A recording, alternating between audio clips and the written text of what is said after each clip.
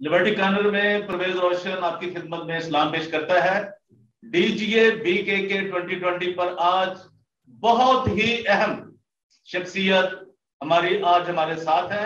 मेरे नाजरीन के लिए, मेरे व्यूवर्स के लिए, पूरी दुनिया में मुझे देखने के लिए मैं उनका शुक्रगुजार हूं। आप मुझे टाइम देते हैं और जो अपना बहुत ही कीमती टाइम निकालकर, वक्त निकालकर मुझे सुनते हैं, मेरे मेहमानों को सुनते हैं जो कि मुख्तलिफ जिंदगी की वॉक ऑफ लाइफ से होते हैं, उनको सुनते हैं। तो आज हमारे नौजवानों के लिए एक बहुत ही, मैं अपने नौजवान जो है उनके लिए पूरी दुनिया में, अमेरिका में, कनाडा में, इंग्लिस्तान में, पाकिस्तान, हिंदुस्तान, मिडल ईस्ट, फार ईस्ट के लिए बहुत ही स्पेशल गेस्ट, मेरे अजीज दोस्त, बल्कि बहुत ही अजीज दोस्त जनाब जुनैद कैसर साहब। खुदा ने इन्हें बड़ी इज्जत दी है। ये एक राइटर है, ये 2 किताबों के मालिक है। इन्होंने 2 किताबें लिखी है, एक पाकिस्तान की हकीकी जमहूरियत और दूसरी जो है पाकिस्तानी अकलीतों का, मजहबी अकलीतों का नोहा। और लेकिन इन पे हम आइंदा फिर आपको बताएंगे इनकी तफसील, इनकी किताबों का क्या नुक्ता नजर है। और ये एक खास नुक्ता नजर रखते हैं, ये पाकिस्तान के मसीहों के लिए, नौजवानों के लिए एक सियासी, समाजी और एक बहुत बड़े, इनके खुदा ने इनके कलम में जो एक लफ्ज बनाने की और जो तराशने की एक सलाहियत दी है, वो मैं समझता हूं सिर्फ और सिर्फ ये मुनफरिद है। ये सब लोग बहुत अच्छा लोग लिखते हैं, लोगों को उर्दू लिखना बहुत अच्छा आता है, इंग्लिश में बहुत अच्छी बात करते हैं, लेकिन खुदावंद ने जुनैद कैसर को एक खास तरह का एक तुर्रा इम्तियाज दिया है। हम इनको वेलकम करते हैं, इनको खुश आमदीद कहते हैं। जुनैद कैसर साहब को मैंने बताया कि मजहबी जो पाकिस्तानी अकलीतों का नोहा इनकी किताब है और पाकिस्तान की हकीकी जमहूरियत इनके इनके क्रेडिट पेज पे मौजूद है। हम इनको एक बार फिर खुश आमदीद कहते हैं। और मैं ये समझता हूं कि आज की जो गुफ्तगू है मेरे पाकिस्तान के, अब पूरी दुनिया के देखने वाले जो हैं उनके लिए एक बहुत ही आंखें खोल देने वाली गुफ्तगू होगी। तो वेलकम है जी, आपका स्वागत है एक बार फिर जुनैद कैसर साहब, हम आपको खुश आमदीद कहते हैं। तो जी जरा बताइए कैसा लगा आपको आज हमारे साथ गुफ्तगू करना और आज इसकी नशिस्त में आना लिबर्टी कॉर्नर में। जी जुनैद कैसर साहब। शुक्रिया परवेज साहब, आपका बहुत बहुत शुक्रिया। आपने जिस तरह से मेरा तारुफ करवाया, मैं आपका बहुत ममनून हूँ कि आपने मेरे बारे में बड़ी पॉजिटिव बातें की। तो मैं समझता हूँ कि आप बहुत अहम काम कर रहे हैं इस सोशल मीडिया के दौर में, जब आप लोगों की आवाज़ को लोगों तक पहुँचा रहे हैं और ख़ास तौर पर उन लोगों की बात आगे तक पहुँचा रहे हैं जो एक नई फिक्र रखते हैं, जो समाज को बदलना चाहते हैं, जो माशरों को बदलना चाहते हैं, जो रियासत को बदलना चाहते हैं, जो इंटरनेशनली सतह पर जो है इस वक्त जो इंतशार है उससे आगे बढ़कर इसको एक एक ग्लोबल वर्ल्ड की एक जो हम आहंगी है, एक इंटरफेथ है, एक दूसरे से मिलने का जो अमल है, एक दूसरे से जुड़ने का जो अमल है, उसमें आप जो एक रोल प्ले कर रहे हैं वो बहुत पॉजिटिव है। और सोशल मीडिया के अहद में आपको पता है कि सिटीजन्स की आवाज़ बनना, और जी ये तो एक सिटीजन्स की आवाज़ है सोशल मीडिया। तो जिस तरीके से आप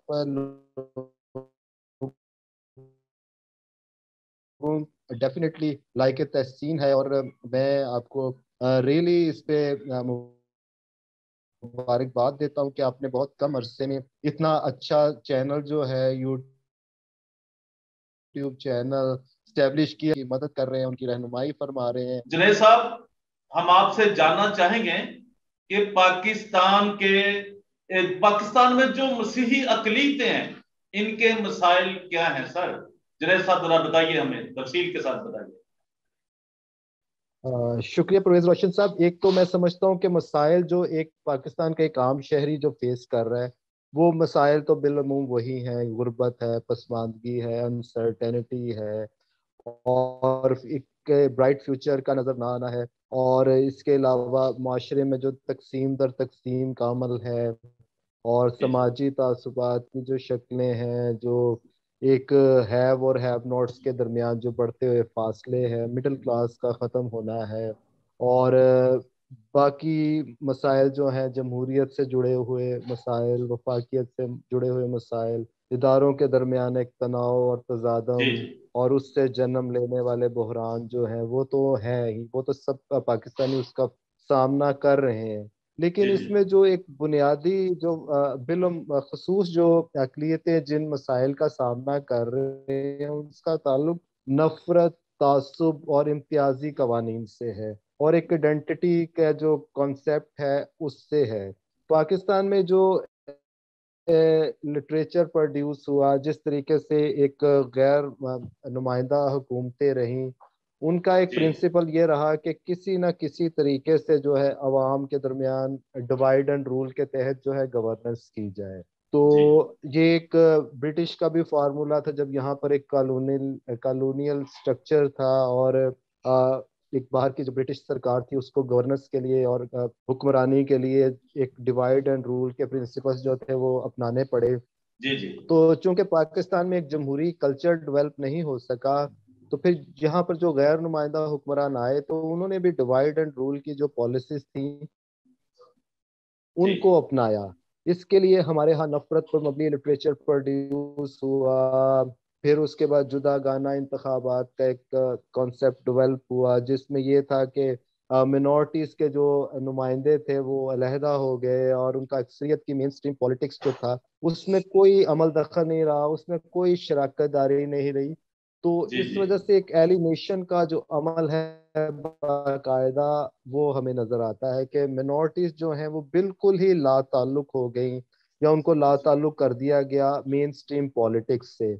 और जी जी आपने देखा होगा कि आप भी उस वक्त पाकिस्तान में ही होंगे कि जब जुदा गाना पाकिस्तान में इंतखाबात थे, तो उस वक्त जो मिनॉरिटीज के बंदे लोग थे, अवाम थे, उनकी मिनॉरिटीज के रिप्रेजेंटेटिव से कोई इतना बराह रास्त ताल्लुक था नहीं। जी और जी उस वक्त अगर कोई उनका हल्के का मसाइल होते थे, मिसाल के तौर पे हमारी जो डेमोक्रेसी है उसका जो स्ट्रक्चर है वो रिप्रेजेंटेटिव डेमोक्रेसी का है, कि जी जी यानी कि मैं, मेरा जो नुमाइंदा है वो मेरे हल्के का नुमाइंदा होगा, क्योंकि मैं उसको वोट कर, इमीडिएट प्रॉब्लम होता है तो मैं जी उससे रब्ता कर सकता हूँ, और मैं उसको इसी बुनियाद पे वोटिंग करता हूँ कि वो मेरी आवाज़ को, मेरे मसाइल को जो है वो पार्लियामेंट में लेके जाएगा।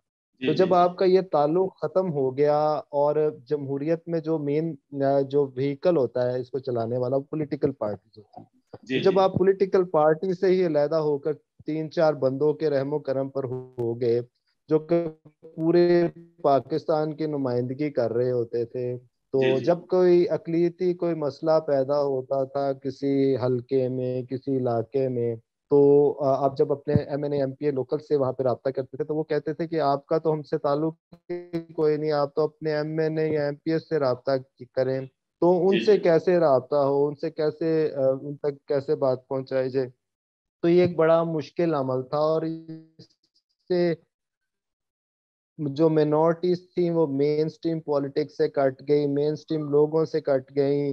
फिर जब मबनी की बुनियाद पर थे, जिसमें ये हुआ कि लोगों ने जाती जाय जो अनाज था, दुश्मनी थी, उसको सेटल स्कोर करने के लिए या किसी की जायदाद हथियाने के लिए जो ब्लेसफेमी लॉज और दीगर इम्तियाजी कवानीन का इस्तेमाल किया, तो उससे नफरत और तासुब जो था वो इंतहा पसंदी और दहशत गर्दी तक कन्वर्ट हो गया। फिर आपने देखा कि जब कोई पाकिस्तान में जो मिनॉरिटीज थी वो वैसे ही विक्टिम थी इसकी दहशत गर्दी की और इंतहा पसंदी की, तो जब जी अ, ऐसे वाकयात बाहर हुए, तो पाकिस्तान में जो अकलियतें थी वो खुद को वैसे ही एक तो बिल्कुल ही बेबस तस्वुर कर रही थी, फिर ऊपर से जो अक्सरियत का रवैया था वो भी, उसमें भी ये हमें नजर आया, जो खास तौर पे जो इंतहा पसंद जमातें थी उनमें ये नजर आया हमें कि वो हमें एक आउटसाइडर कंसीडर करने लग पड़ी। कि मिसाल के तौर पे अमेरिका में कोई वाकया हुआ, नॉर्वे में कोई वाकया हुआ, डेनमार्क में कोई वाकया हुआ, फ्रांस में कोई वाकया हुआ, तो जी जी उसके जो रद्द अमल में यहाँ पर वाकयात हुए उसके विक्टिम्स जो थे वो मिनॉरिटीज बनी। जी और जी उनके चर्चेज पर, उनके आबादियों पर हमले हुए, उनको दहशतगर्दी का निशाना बनाया गया, इंतहा पसंदी का निशाना बनाया गया। तो ये जो अमल था, इसके इसके बाद साथ साथ जो कदखने लगी हमारे ऊपर, आईनी जो कदखने लगी, जैसे कि एक वजीर आजम जो है, जो सदर है, वो गैर मुस्लिम नहीं बन सकता। तो जी अब जी टेक्निकली बात यह है कि सदर अगर गैर मुस्लिम नहीं बन सकता, तो जब सदर मुल्क में नहीं होता, तो फिर अ, उसके बाद स्पीकर कायम मुकाम सदर होता है, चेयरमैन सेनेट होता है सदर, तो या चीफ जस्टिस होता है। तो जी उसमें जब आप एक सदर पर कदखन लगा रहे हैं, तो ऑटोमेटिकली इन ओहदों पर भी एक तरह से कदखन लगती है जी जी कि ये लोग भी जो हैं, ये पाकिस्तान का जो हाईली ओहदा है, जो वफाक का ओहदा है, उस पर फायज नहीं हो सकते। तो ये वो अमल था जिससे मिनॉरिटीज के अंदर जो है वो एक एलिनेशन का अमल शुरू हुआ। उसने अपने आप को रियासत से एक बेगाना जो है वो तस्वुर करना शुरू कर दिया। उसने सोचा कि इस रियासत और समाज का जो हमसे ताल्लुक है, वो उस तरह का नहीं है जो अक्सरियत के साथ है। यानी कि हम जी चाहे जो मर्जी कर लें, हम यहाँ पर ना आला ओहदों पे जा सकते हैं, हमारी वफादारियों पर भी शक है, फिर हम्म, हमें तासुब का भी सामना करना पड़ रहा है, तहा पसंदी का भी, दहशतगर्दी का भी। तो फिर हमें एक बड़ी तादाद में लोग यहाँ से जाते हुए भी नजर आते हैं, माइग्रेट होते हुए भी नजर आते हैं, जी जी क्योंकि उनको यहाँ पे अपना फ्यूचर सिक्योर होता नजर नहीं आता। तो जी ये जी वो मसाइल हैं जो बराह रास्त जिसका विक्टिम जो है वो पाकिस्तान की मजहबी अक़लीतें बनी है। तो जी जी ये बड़ी एक अलमनाक और दर्दनाक सूरत हाल है जिसका सामना रहा है मिनॉरिटीज को। जी जी तो ये मैं समझता हूँ कि इसके विक्टिम्स मिनॉरिटीज हैं और ये उनके मसाइल हैं जी। बिलखुसूस।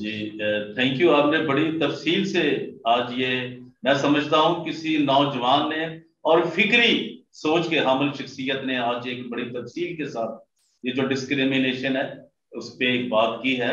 और ये तो बात बहुत पहले होनी चाहिए थी, इसके लिए हम आपका शुक्रिया अदा करते हैं। तो एक मैं आपसे और सवाल करना चाहता हूँ, क्योंकि वो बाहर शायद लगे कि वो चुभता हुआ सवाल है, लेकिन ये आहर किया जाना है और इस सवाल के बगैर आगे बात बढ़ नहीं रही।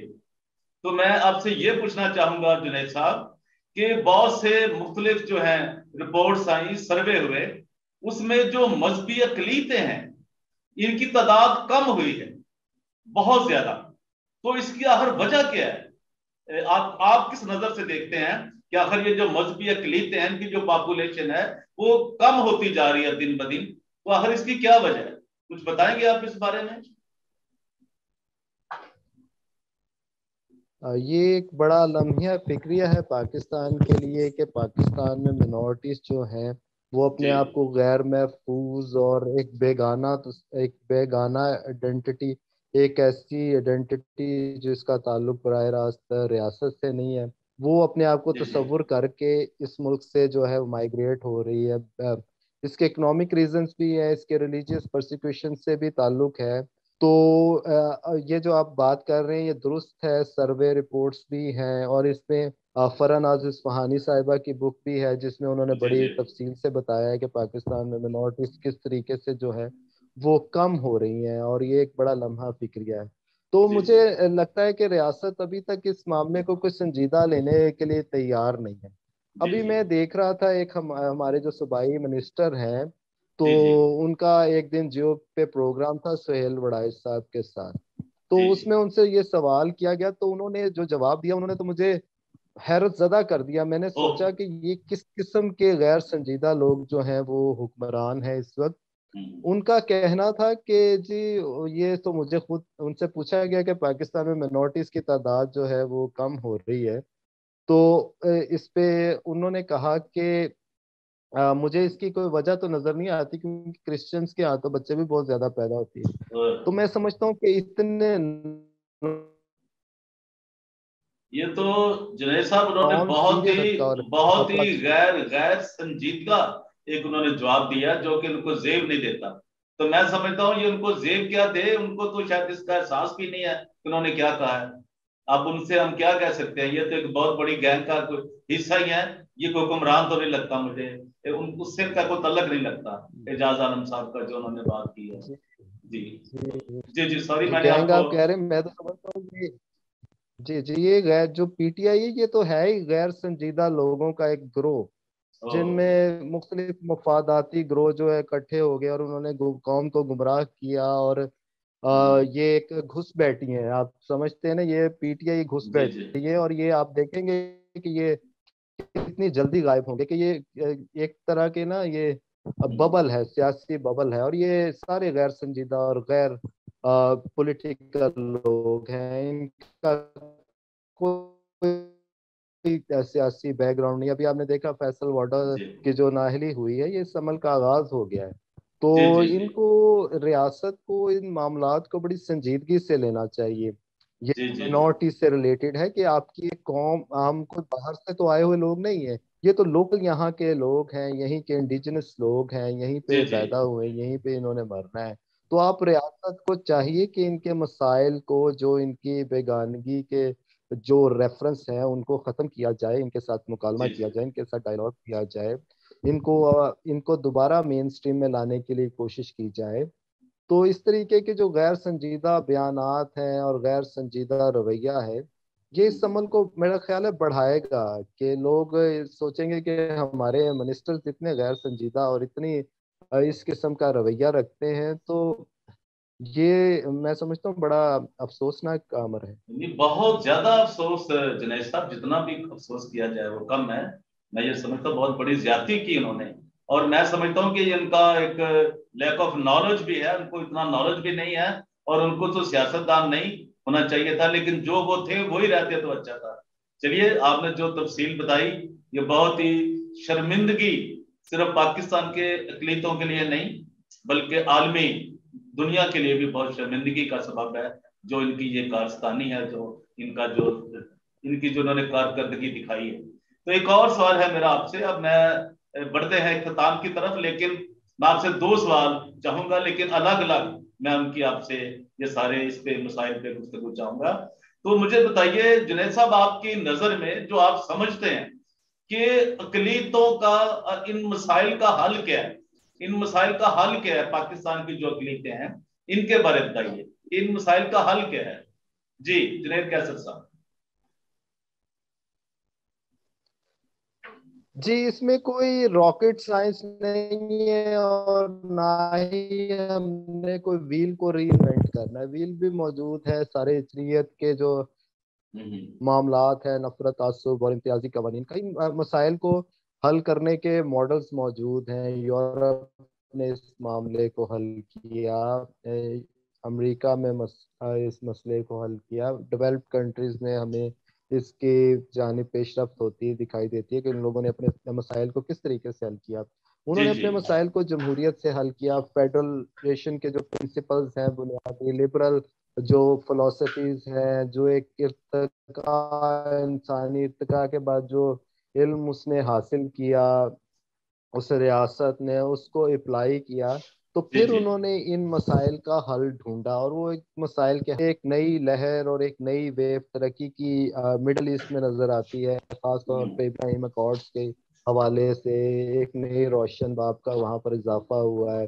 जी जी इसके अलावा ये है कि मोहम्मद बिन सलमान जो है वो एक नई जो है, एक नए विजन, एक नई अथॉरिटी और एक नए ख्यालात के साथ पूरी दुनिया में एक इम्पैक्ट डाल रहे हैं। और ख़ास तौर पर मिडल ईस्ट में एक नए जो है बाब का आगाज कर रहे हैं। और वो भी ये कह रहे हैं, फार्मूला उनके पास भी यही है, वो ये जी जी। कहते हैं कि जी हम अगला जो यूरोप है वो ये होगा, मिडल ईस्ट होगा।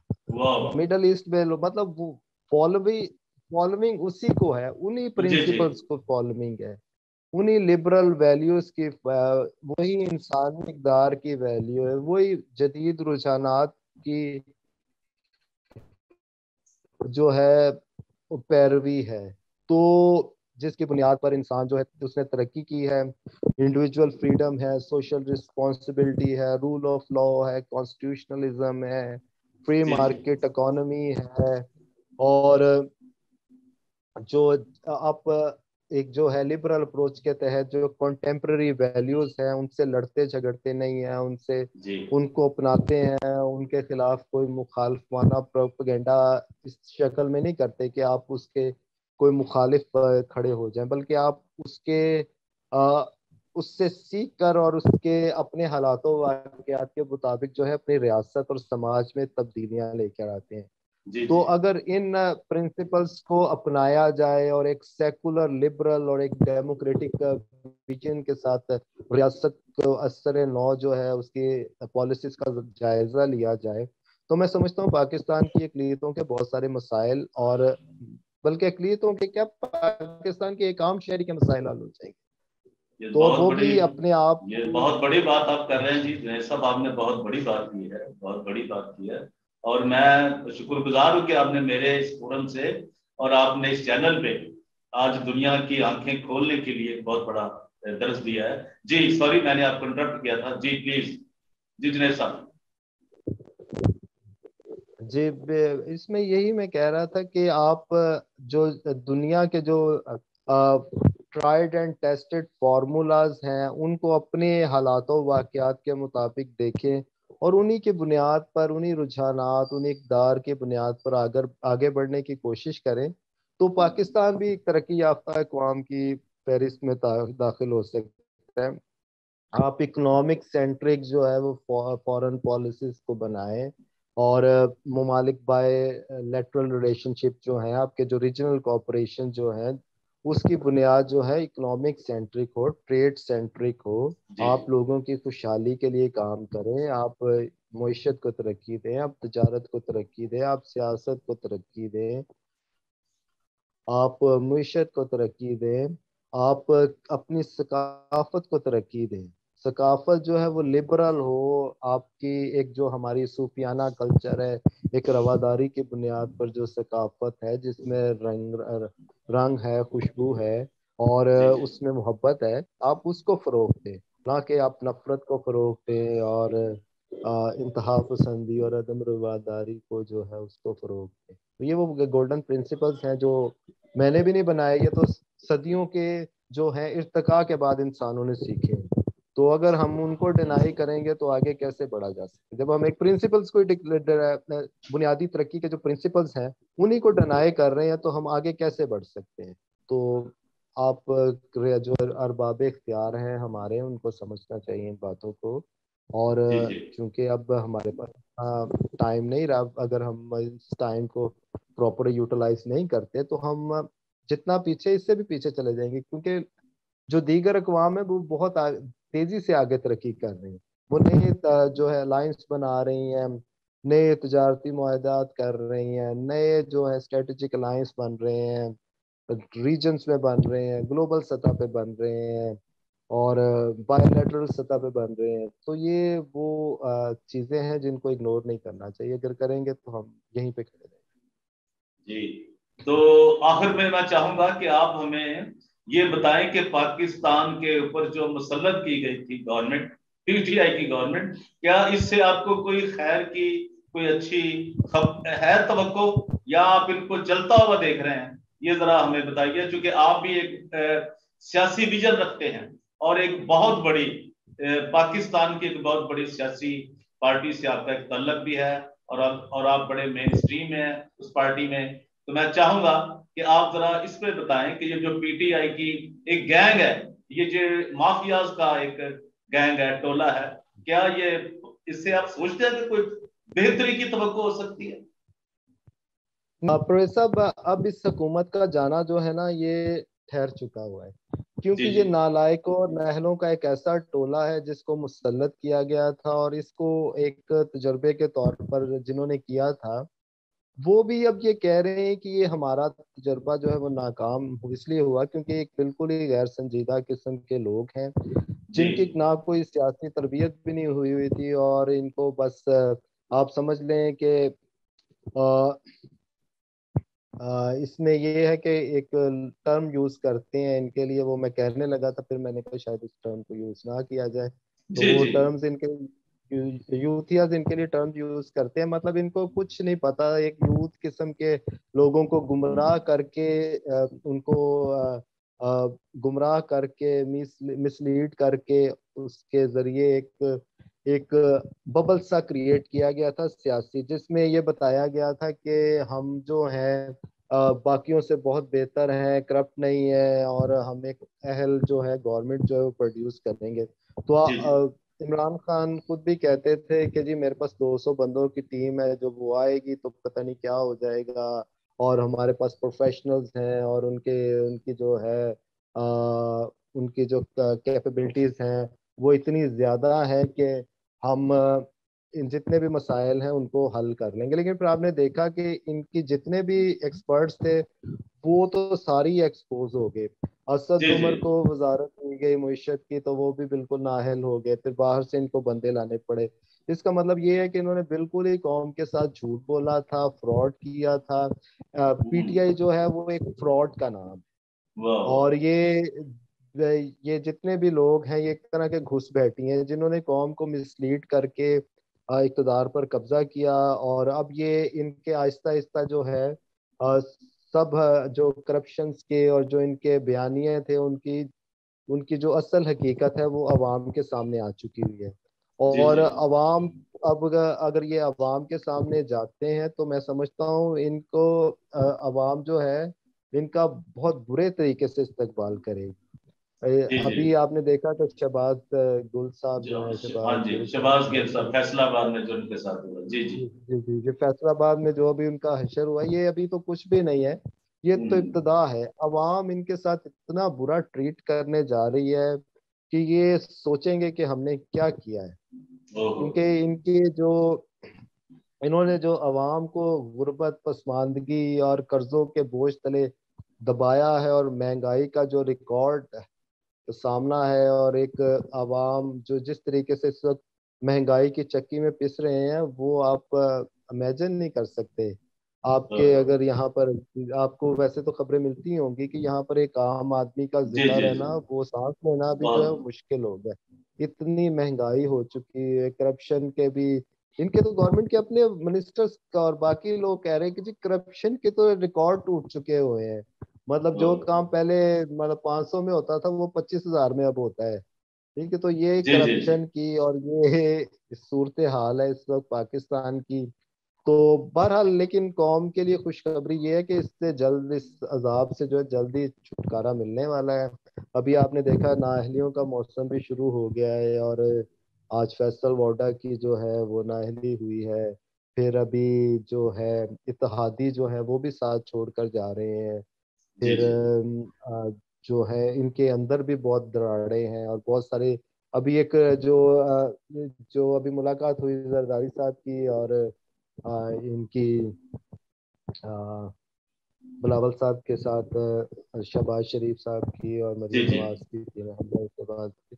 उसमें मेरा ख्याल है उन लोगों की भी रिपोर्ट्स के मुताबिक फहरिस्त फराहम की गई है, जो पीटीआई के अंदर से जो है एक जो बड़ा ग्रोह जो है वो इस हम्म हुकूमत को छोड़ के जाने वाला है। तो ये वो इंडिकेशंस हैं। और अभी आज परसों जो है वो कल या परसों जो है जरदारी साहब की मुलाकात भी हुई है आ, आ, परवेज इलाही साहब से। और फिर ये एक दो दिन की सारी डेवलपमेंट्स हैं।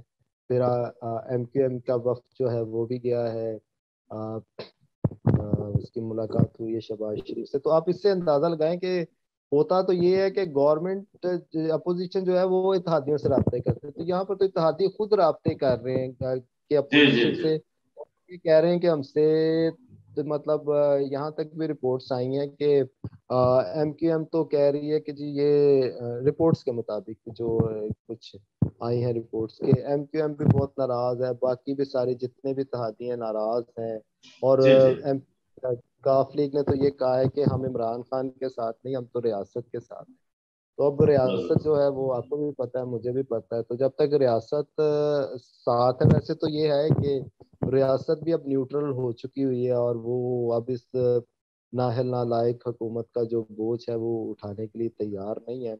तो मैं समझता हूँ कि इस हुकूमत से जल्द ही अवाम जो है निजात पाएंगे। और अभी ये जो लॉन्ग मार्च है, इससे पहले ही कुछ इंडिकेशंस तो हो रही हैं कि शायद इससे पहले ही जो है मामला हल हो जाए और हम्म। कौम को जो है इमरान खान से निजात मिल जाए। तो इस हुकूमत के पास तो कोई संजीदा प्रोग्राम भी नहीं है, ना इसकी कोई डायरेक्शन है, ना इसके पास कोई प्रोग्राम है, ना इसके पास कोई विजन है। तो इसी वजह से जब पहले तो इमरान खान ने लोगों को बताया था ना कि जी करप्शन को खात्मा मैं 90 दिन में करूंगा, जो है मैं IMF के पास नहीं जाऊंगा और एक नई तरह के जो है हम्म। रियासत वजूद में आएगी, नया पाकिस्तान।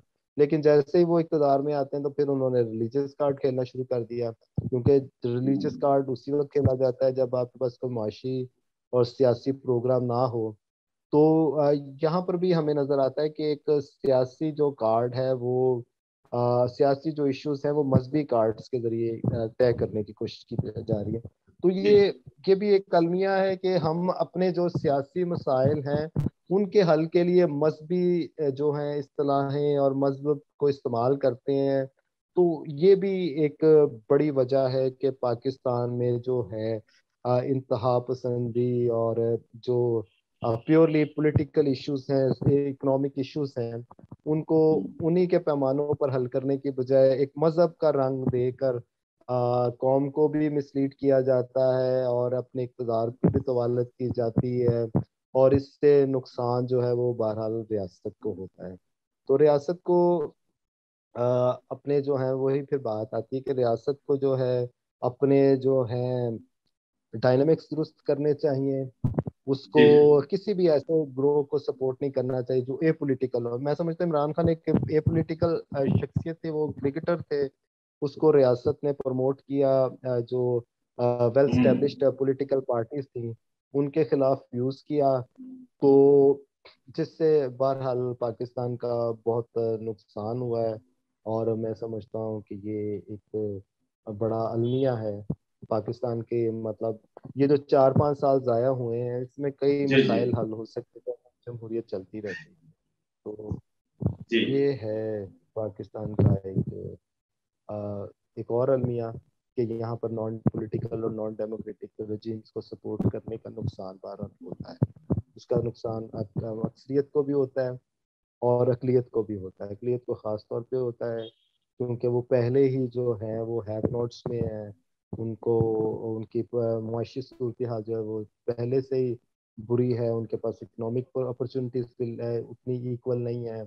और उसके पास जो है बाकी भी समाज के अंदर पॉलिटिकल और सोशल स्पेस उतनी नहीं है जितनी एक अक्सरियत के पास है हम्म। सेक्टर्स में, मुख्तलिफ सेक्टर्स में। तो ये मैं समझता हूँ बड़ा बुरा हुआ ये 5 सालों में।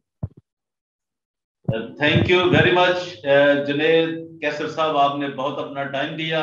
और मैं समझता हूं मेरे नाजरीन के लिए आज का जो आपकी ये सारी गुफ्तगू है, ये एक बहुत ही खुशगवार एक लहर है, खुशगवार एक हवा का झोंका है, जो लोगों के जहनों को, बंद जहनों को, गरीबों के लिए एक उम्मीद की किरण पैदा करेगा।